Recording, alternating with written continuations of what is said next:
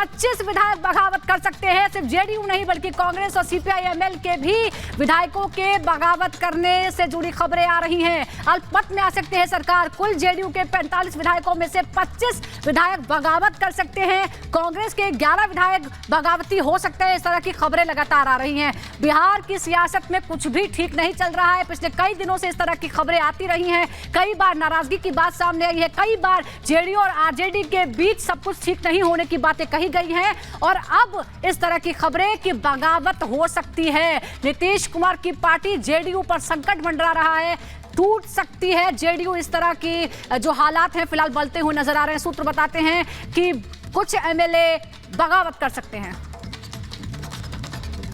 तो नीतीश सरकार पर खतरा है। आप समझिए कैसे जेडीयू विधायक बगावत कर सकते हैं। ये बड़ी खबर, बड़ी जानकारी आपको बता रहे हैं और ग्राफिक्स के जरिए आपको बता रहे हैं। 45 विधायक इस वक्त जेडीयू के हैं। इनमें से 24 विधायक जो हैं वो जेडीयू छोड़ सकते हैं, यानी नीतीश के साथ 24 विधायक इनका साथ छोड़ सकते हैं। सीपीआई-एमएल के विधायक भी बगावत कर सकते हैं। 12 एमएलए इस वक्त सीपीआई-एमएल के हैं। इनमें से 9 विधायक जो हैं वो बागी हो सकते हैं, पाला बदल सकते हैं। इनके अलावा कांग्रेस का भी नाम सामने आ रहा है। कांग्रेस के विधायक भी पाला बदल सकते हैं। कांग्रेस के 19 विधायक हैं इस वक्त और 19 में से कहा जा रहा है जो है ज्यादातर ऐसे विधायक जो पाला बदलने की तैयारी कर रहे हैं और अगर ऐसा होता है तो 11 विधायक कांग्रेस के साथ छोड़ सकते हैं, कांग्रेस का साथ छोड़ सकते हैं, बागी हो सकते हैं। तो ऐसे में नीतीश सरकार अल्पमत में आ सकती है। यही वजह है कि बार बार हम कह रहे हैं कि नीतीश सरकार पर खतरा है, क्योंकि अगर जिनका नाम हम ले रहे हैं, जो 24 हैं, जो 11 हैं और जो 9 विधायक हैं, अगर ये लोग बागी होते हैं तो नीतीश कुमार अल्पमत में आ जाएगी उनकी सरकार। बड़ी खबर क्या बताएंगे हमारे सहयोगी प्रियंका।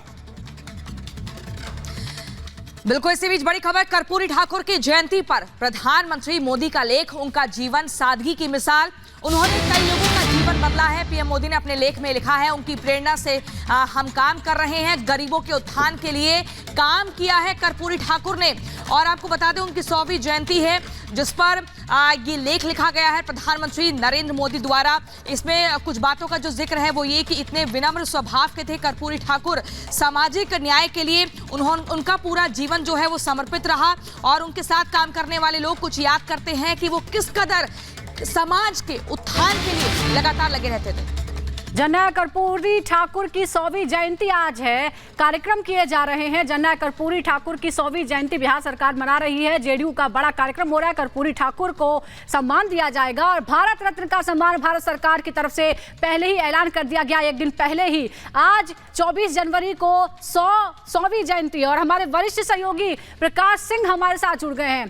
प्रकाश जी, कर्पूरी ठाकुर सामाजिक न्याय का चेहरा, बिहार में सियासत और राजनीतिक और सामाजिक परिवर्तन का वो चेहरा, ऐसे समय में उन्हें भारत रत्न का सम्मान देना, जब इंडिया गठबंधन जातिगत जनगणना के नाम पर दलितों को एकजुट करने की कोशिश में लगा हुआ था, खटाई में पड़ गई उनकी योजना। 3% आरक्षण महिलाओं को, अब क्या पता कैसे खटाई में पड़ गई, मुझे नहीं पता। लेकिन जहां तक कर्पूरी ठाकुर को भारत रत्न देने की बात है, ये अनायास ही नहीं है। इसकी राजनीतिक पटकथा हो सकती है, क्योंकि ठीक चुनाव के पहले कर्पूरी ठाकुर को भारत रत्न देना ये चुनाव से जुड़ा हुआ मामला लगता है। क्योंकि बिहार के मुख्यमंत्री नीतीश कुमार, लालू यादव जो कि कर्पूरी ठाकुर के साथ काम कर चुके हैं, वो सब पिछले 15-16 सालों से कर्पूरी ठाकुर के लिए भारत रत्न की मांग करते रहे हैं। और सबसे बड़ी बात कि कर्पूरी ठाकुर जिस समाज से आते थे, उस समाज को एक वोट बैंक, अति पिछड़ी जातियों को एक वोट बैंक बनाने में नीतीश कुमार ने सफलता हासिल की थी, लालू यादव से तोड़कर। और नीतीश कुमार ने 20 साल में एक वोट बैंक बनाया। अब कल नीतीश कुमार की गवर्नर से भेंट होती है, 40 मिनट के लगभग बातचीत होती है। उसमें जो वित्त मंत्री है विजय चौधरी, वो भी नीतीश कुमार के साथ जाते हैं। लेकिन सबसे बड़ी बात कि उस बैठक में विजय चौधरी नहीं रहते हैं। नीतीश कुमार और गवर्नर की मुलाकात 1-to-1 होती है। ब्रेकिंग न्यूज है और इसको आप फ्लैश कर ले। नीतीश कुमार और गवर्नर की बैठक 40 मिनट तक होती है और उस बैठक में कोई अन्य आदमी मौजूद नहीं रहता है।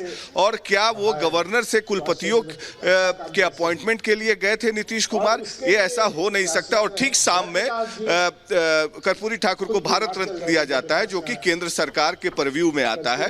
तो क्या नीतीश कुमार कुलपति के अपॉइंटमेंट के बहाने गवर्नर से मुलाकात करते हैं और क्या बीजेपी के बड़े नेताओं से बातचीत होती है और शाम में कर्पूरी ठाकुर को भारत रत्न दे दिया जाता है? इसके दो मायने हो जाते हैं। या तो बीजेपी अति पिछड़ों में सेंधमारी करने के लिए, अति पिछड़े वोट बैंक में सेंधमारी करने के लिए एक राजनीतिक चाल है, या नीतीश कुमार से साठगांठ की तैयारी चल रही है, जो कि राजनीतिक कयास हम लोग पिछले 1-1.5 महीने से लगा रहे हैं, जब से ललन सिंह को जेडीयू के राष्ट्रीय अध्यक्ष पद से हटाया गया। और तब से राजनीतिक गलियारे में यह चर्चा है कि नीतीश और लालू के संबंध अब अच्छे नहीं है, क्योंकि प्रधानमंत्री पद के सपने दिखाकर उसके बाद उस पर कुछ अमली जामा नहीं पहनाया गया, और जिसके कारण पिछले हफ्ते नीतीश कुमार ने कन्वीनर पद को भी डिक्लाइन कर दिया। तो इंडी गठबंधन में ठीक नहीं चल रहा है सब कुछ, जो कि केसी त्यागी ने भी कल बयान दे दिया कि एनडीए जो है तैयारी में काफी आगे है। तो बिहार के सियासी हलकों में ये चर्चा है कि बिहार में कुछ बड़ा होने वाला है। 25 विधायक बगावत कर सकते हैं। सिर्फ जेडीयू नहीं बल्कि कांग्रेस और सीपीआई-एमएल के भी विधायकों के बगावत करने से जुड़ी खबरें आ रही हैं। अल्पमत में आ सकते हैं सरकार। कुल जेडीयू के 45 विधायकों में से 25 विधायक बगावत कर सकते हैं। कांग्रेस के 11 विधायक बगावती हो सकते हैं। इस तरह की खबरें लगातार आ रही हैं। बिहार की सियासत में कुछ भी ठीक नहीं चल रहा है। पिछले कई दिनों से इस तरह की खबरें आती रही हैं। कई बार नाराजगी की बात सामने आई है, कई बार जेडीयू और आरजेडी के बीच सब कुछ ठीक नहीं होने की बातें कही गई हैं, और अब इस तरह की खबरें कि बगावत हो सकती है। नीतीश कुमार की पार्टी जेडीयू पर संकट मंडरा रहा है, टूट सकती है जेडीयू। इस तरह की जो हालात हैं फिलहाल बनते हुए नजर आ रहे हैं। सूत्र बताते हैं कि कुछ एमएलए बगावत कर सकते हैं।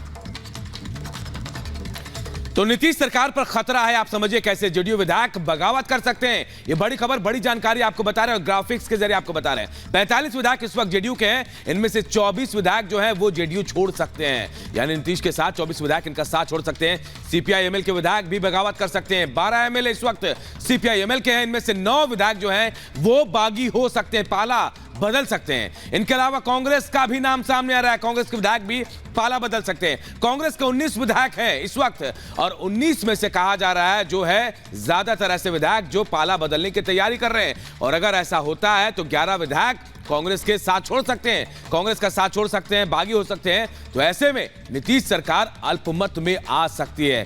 यही वजह है कि बार बार हम कह रहे हैं कि नीतीश सरकार पर खतरा है, क्योंकि अगर जिनका नाम हम ले रहे हैं, जो 24 हैं, जो 11 हैं और जो 9 विधायक हैं, अगर ये लोग बागी होते हैं तो नीतीश कुमार अल्पमत में आ जाएगी उनकी सरकार। बड़ी खबर क्या बताएंगे हमारे सहयोगी प्रियंका। बिल्कुल, इसी बीच बड़ी खबर, कर्पूरी ठाकुर की जयंती पर प्रधानमंत्री मोदी का लेख, उनका जीवन सादगी की मिसाल। उन्होंने कई लोगों का जीवन बदला है। पीएम मोदी ने अपने लेख में लिखा है, उनकी प्रेरणा से हम काम कर रहे हैं। गरीबों के उत्थान के लिए काम किया है कर्पूरी ठाकुर ने। और आपको बता दें उनकी 100वीं जयंती है, जिस पर ये लेख लिखा गया है प्रधानमंत्री नरेंद्र मोदी द्वारा। इसमें कुछ बातों का जो जिक्र है वो ये कि इतने विनम्र स्वभाव के थे कर्पूरी ठाकुर। सामाजिक न्याय के लिए उनका पूरा जीवन जो है वो समर्पित रहा, और उनके साथ काम करने वाले लोग कुछ याद करते हैं कि वो किस कदर समाज के उत्थान के लिए लगातार लगे रहते थे। जननायक कर्पूरी ठाकुर की 100वीं जयंती आज है। कार्यक्रम किए जा रहे हैं। जननायक कर्पूरी ठाकुर की 100वीं जयंती बिहार सरकार मना रही है। जेडीयू का बड़ा कार्यक्रम हो रहा है। कर्पूरी ठाकुर को सम्मान दिया जाएगा, और भारत रत्न का सम्मान भारत सरकार की तरफ से पहले ही ऐलान कर दिया गया, एक दिन पहले ही। आज 24 जनवरी को 100वीं जयंती, और हमारे वरिष्ठ सहयोगी प्रकाश सिंह हमारे साथ जुड़ गए हैं। प्रकाश जी, कर्पूरी ठाकुर सामाजिक न्याय का चेहरा, बिहार में सियासत और राजनीतिक और सामाजिक परिवर्तन का वो चेहरा, ऐसे समय में उन्हें भारत रत्न का सम्मान देना, जब इंडिया गठबंधन जातिगत जनगणना के नाम पर दलितों को एकजुट करने की कोशिश में लगा हुआ था, खटाई में पड़ गई उनकी योजना। 3% आरक्षण महिलाओं को। अब क्या पता कैसे खटाई में पड़ गई, मुझे नहीं पता, लेकिन जहां तक कर्पूरी ठाकुर को भारत रत्न देने की बात है, ये अनायास ही नहीं है।